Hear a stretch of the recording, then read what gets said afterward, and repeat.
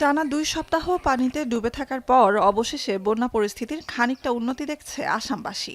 যদিও শিবসাগরের দীঘো আর গোলাঘাটে ধানসিঁড়ি নদীতে পানি এখনও বিপদসীমার ওপরে। ২৪ ঘন্টায় প্রাণহানি বাড়েনি, পানিবন্দী মানুষের সংখ্যাও নেমে এসেছে ২.৫ লাখে। দক্ষিণ পূর্বের রাজ্যটি জুড়ে ক্ষতিগ্রস্ত বাড়িঘর, সড়ক, সেতু, স্কুল, গবাদি পশুর আশ্রয় ও কৃষিখাত। মৌসুমের অন্যতম ভয়াবহ বন্যার কবলে পূর্বের ওড়িশা রাজ্য। ২০ জেলায় পানিবন্দী ৮.৫ লাখ মানুষ। শুধু উত্তরে ক্ষতিগ্রস্ত ১৩০০ বাড়িঘর। ৭টি নদীতে পানি বেড়ে তলিয়ে গেছে জয়পুরের ২৫০ গ্রাম।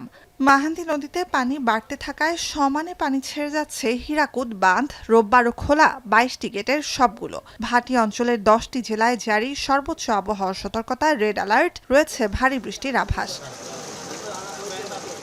ভারী বৃষ্টি অব্যাহত থাকায় বন্যার কবলে দক্ষিণের কেরালা রাজ্য।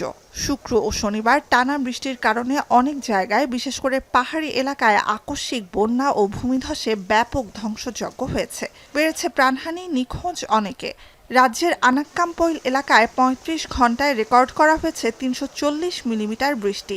পাম্বা নদীতে পানি বিপদসীমা পার করার পর ডুবে যায় নিম্ন উপকূলীয় এলাকাগুলো। ভারী বৃষ্টির শঙ্কায় ১৩ জেলায় জারি দ্বিতীয় সর্বোচ্চ സതർക്കത, ഓറഞ്ച് അലർട്ട്.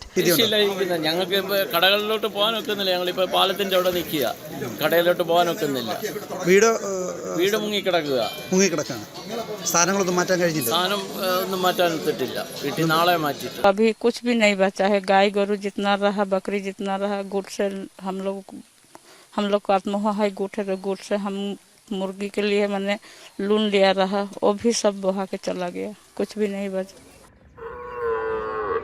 আকস্মিক বন্যা ও জলাবদ্ধতার সপ্তাহ পার না হতেই পশ্চিমের গুজরাটে প্রাদেশিক রাজধানী আহমেদাবাদ সহ ৬ জেলায় আবারও রেড অ্যালার্ট জারি করেছে ভারতের আবহাওয়া বিভাগ। রয়েছে অতি ভারী বৃষ্টি ও জলাবদ্ধতার আভাস।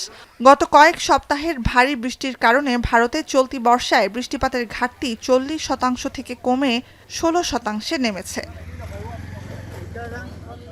টানা বৃষ্টির কারণে প্রতিবেশী দেশ চীনেও বিধ্বংসী বন্যার কবলে বিস্তীর্ণ অঞ্চল। উত্তর পশ্চিমের গানসু প্রদেশে বন্যায় প্রাণহানি বেড়েছে। হেইলংজিয়াং, সিচুয়ান, শানজি ও গানসু প্রদেশে জারি রেড অ্যালার্ট। নুজহাত কামাল, এখন বিশ্ব।